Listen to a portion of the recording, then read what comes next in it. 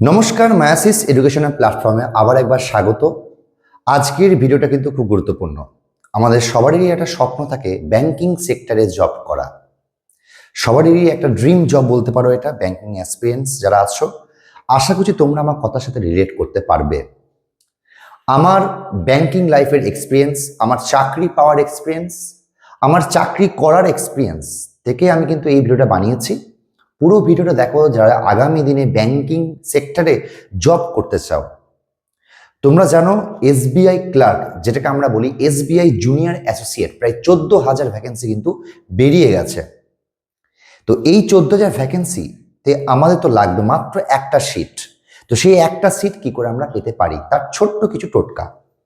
আমার ম্যাক্সিমাম যারা লিসেনার আছো, যারা শ্রোতা বন্ধু আছে, তারা ম্যাক্সিমাম বাংলা মিডিয়াম ব্যাকগ্রাউন্ড থেকে। তো একজন বাংলা মিডিয়াম ব্যাকগ্রাউন্ড থেকে স্টেট ব্যাংকে চাকরি কিভাবে পাওয়া যায় সেটাই আমি আজকে এই ভিডিওটার মধ্যে নিয়ে আসছি। এর পরবর্তীতে আরো অনেক স্ট্র্যাটেজি, প্ল্যান, ক্লাসও নিয়ে আসবো। তো প্লিজ সবার আগে যেটা বলবো, চ্যানেলটাকে সাবস্ক্রাইব করে রাখো, কারণ এই চ্যানেলে আমরা অনেক রকমের ক্লাস আপলোড করিয়ে থাকি, যেগুলো আশা করছি তোমাদের কাজে লাগবে। তো প্রথমত আমরা যদি নোটিফিকেশনে দেখি, নোটিফিকেশনে বলাই আছে এটা হচ্ছে ক্লার্ক লেভেলের একটি পোস্ট, যেটাকে আমরা বলি junior associate single window operator, SWO। যে কোনো IBPS ক্লার্কের মাধ্যমে যেমন তোমরা রিক্রুটমেন্টটা দেখেছো, স্টেট ব্যাংকেও আমরা এই রিক্রুটমেন্টের মাধ্যমে দেখতে পারি। তো ব্যাংকিং প্রিপারেশন আর অন্যান্য প্রিপারেশন কিন্তু পুরোপুরি আলাদা। কারণ মনে রাখবে, ব্যাংকিংয়ে মেন যে জিনিসটা সেটা হচ্ছে তিনটে বিষয়। একটা হচ্ছে প্র্যাকটিস, একটা হচ্ছে স্পিড, আর একটা হচ্ছে অ্যাকিউরেসি।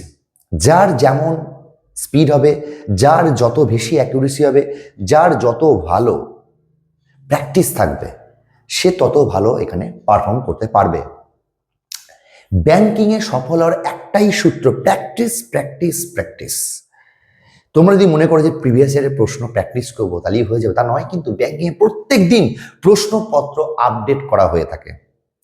তো সবার মনে প্রথম যে প্রশ্নটা আসে, দাদা কোন জোনে অ্যাপ্লাই করবা, কোন স্টেটে অ্যাপ্লাই করলে কাট অফ কম যাবে। প্রথমত বলে রাখি যে মেন সমস্যা, দাদা আমি যদি এখানে পরীক্ষা দিই, আমি কি বাইরের জন্য অ্যাপ্লাই করতে পারবো, বাইরের স্টেটে অ্যাপ্লাই করতে পারবো? হ্যাঁ, স্টেট ব্যাংক সেই সুবিধাটা দেয়, যেটা IBPS দেয় না। তুমি যদি মনে করো যে আমি নাগাল্যান্ডে অ্যাপ্লাই করব, তুমি যদি মনে করো আমি মুম্বাইতে অ্যাপ্লাই করব, তুমি যদি মনে করো আমি আসামে অ্যাপ্লাই করব, তাহলে তুমি পরীক্ষাটা এখান থেকে দিতে পারো। চাকরির সময় তোমাকে পড়তে হবে ওখানে, যেটা IBPS সে তোমাকে ওই স্টেটে গিয়েই পরীক্ষা দিতে হয়। তাই IBPS ক্লার্কের তুলনায় স্টেট ব্যাংকের ক্লার্কের পরীক্ষা কিন্তু এই জায়গাটাতে একটা সুবিধা আছে, নিজের স্টেটে বসে পরীক্ষা দেওয়া যায়, তুমি বিভিন্ন স্টেটে অ্যাপ্লাই করতে পারো। তাই যারা ভাবছো অন্যান্য রিজনে অ্যাপ্লাই করবো, তাদের জন্য একটা কথা বলে রাখি, লোকাল ল্যাঙ্গুয়েজের একটা ব্যাপার আছে। তাই আমরা যেহেতু বাংলায় কথা বলে অভ্যস্ত, তাই আমরা আসাম অ্যাপ্লাই করতে পারবো, আমরা ত্রিপুরা অ্যাপ্লাই করতে পারবো। আর কিছু কিছু স্টেটে থাকে ইংলিশ, যেমন নাগাল্যান্ড, মেঘালয়, এইগুলোতে কিন্তু ইংলিশটাও আমরা অ্যাড করতে পারবো, কারণ ইংলিশে কম বেশি আমরা বলতে পারি। তাই লোকাল ল্যাঙ্গুয়েজ প্রফিসিয়েন্সি যেটা হয়, সেটার জন্য তোমাকে লোকাল ল্যাঙ্গুয়েজের উপর নলেজ থাকা দরকার। ইংলিশ যদি লোকাল ল্যাঙ্গুয়েজ থাকে, তাহলে আমরা মোটামুটি লোকাল ল্যাঙ্গুয়েজ জানতে পারি। তার সাথে সাথে কি থাকে, বাংলা যে সমস্ত স্টেটের লোকাল ল্যাঙ্গুয়েজ, সেগুলো তুমি অ্যাপ্লাই করতে পারবে। কিন্তু তোমাকে ওই স্টেটে গিয়ে পরীক্ষা দিতে হবে না, তোমাকে এই স্টেটে তুমি প্রিলিমস মেন্স দেবে, চাকরি কিন্তু তোমাকে ওই স্টেটে করতে হবে সারা জীবন। ঠিক আছে, এইটা মাথায় রেখো। পিওতে যেমন ট্রান্সফার হয়, ক্লার্ক কিন্তু ট্রান্সফার হয় না ব্যাংকিং সেক্টরে, এটা কিন্তু মাথায় রাখতে হবে। তো যেটা করতে হবে, প্রিপারেশন কীভাবে নেবো, বাংলায় প্রিপারেশন। প্রবলেমটা যেটা হচ্ছে, আগে তো ইংলিশে পরীক্ষা হতো, এখন তো বাংলায় পরীক্ষা হয়। কিন্তু বাংলায় কিন্তু কন্টেন্ট, বিশেষ করে ব্যাংকিংয়ের সেরকম কিছু নেই। তাই আমি বলবো তুমি ইংলিশে প্রিপারেশন নাও, বাংলার কিছু মানে হয়তো রিজনিংয়ে বা ম্যাথে বুঝতে অসুবিধা, তুমি দেখে নিলে।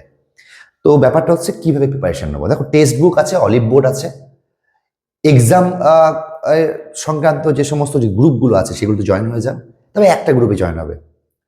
মেনলি অলিভ বোর্ডের প্রিপারেশন খুব ভালো, অলিভ বোর্ড টেক্সট বুকে ব্যাংকিং প্রিপারেশন খুব ভালো। এছাড়া গ্রেড আপ, যেটা ব্যাংকিংয়ের জন্য স্পেশাল, সেটাও এক করতে পারো। মেন ব্যাপার হচ্ছে ব্যাংকিংয়ের জন্য কিন্তু যে সাকসেস মন্ত্র, সেটা হচ্ছে বাড়িতে পড়তে হবে, কোনো কোচিংয়ে গিয়ে কিন্তু হবে না। বাড়িতে বসে আগে বেসিকটাকে ক্লিয়ার করতে হবে, তারপর যে সমস্ত অ্যাপগুলো আছে সেখানে তুমি মক দাও, মক দিয়ে দিয়ে দিয়ে দিয়ে দিয়ে দিয়ে নিজের অ্যানালিসিস করো কোথায় প্রবলেম হচ্ছে। মেন হচ্ছে দুটো স্টেপে পরীক্ষা হয়। প্রথম যে স্টেপে থাকে ম্যাথ, জিআই আর হচ্ছে ইংলিশ। ব্যাংকিংয়ে মেন সমস্যাটা হচ্ছে কি জানো তো, স্পিড, টাইমটা খুবই কম, মাত্র 20 মিনিট সময় দেবে তোমাকে। ম্যাথ থাকে 35টা ম্যাথ, 35 মার্কসে ম্যাথ করতে হবে মাত্র 20 মিনিট সময়ে। 20 মিনিট সময় দেবে তোমার জিআই এর জন্য, 35টা ম্যাথ থাকে। আর ইংলিশও 20 মিনিট সময় থাকবে, যেখানে করতে হবে 30 মার্কস। তো 100 মার্কসের একটা প্রিলিমসের পরীক্ষা হবে, এটা জাস্ট ছাঁটাই করার জন্য। এইটা জাস্ট ছাঁটাই করার জন্য। দেখো এখানে জিকে নেই, কিন্তু ম্যাথ, জিআই, ইংলিশ এই 3টে সাবজেক্ট আছে। টাইম কিন্তু মাত্র 1 ঘন্টা, করতে হবে 100 নাম্বার। তাই বলবো এটার জন্য মেন হচ্ছে স্পিডটা মেন। ব্যাংকিংয়ের প্রিপারেশনে স্পিড হচ্ছে মেন। আর সেকেন্ড হচ্ছে অ্যাকিউরেসি না থাকলে কিন্তু হবে না। তাই ভালো করে বাড়িতে প্র্যাকটিস করো। প্রিলিমসটাকে প্রথম পেরোতে হবে। প্রিলিমসের পর কি আছে, প্রিলিমসের পর আসে মেন্স পরীক্ষায় ম্যাথ থাকে। ম্যাথটা কিন্তু নাম চেঞ্জ হয়ে যায়, কোয়ান্টিটিভ অ্যাপটিটিউড, যেখানে থাকে কিছু কিছু ম্যাথ থাকে যেখানে তোমাকে গ্রাফ করে করে দেওয়া হয়, সেগুলো শিখতে হবে।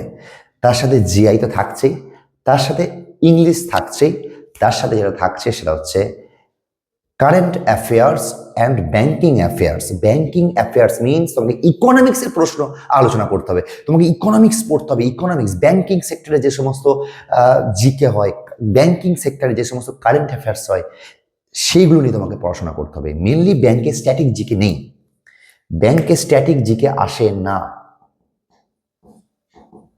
তোমাকে কিন্তু স্টেট ব্যাংকের পরীক্ষায় কম্পিউটার সংক্রান্ত কিছু পড়তে হবে, কারণ কম্পিউটার যেহেতু এখানে আলাদা করে সাবজেক্ট বলা থাকে, পড়তে হয়, তো সেটাও কিন্তু তোমার শিখতে হবে।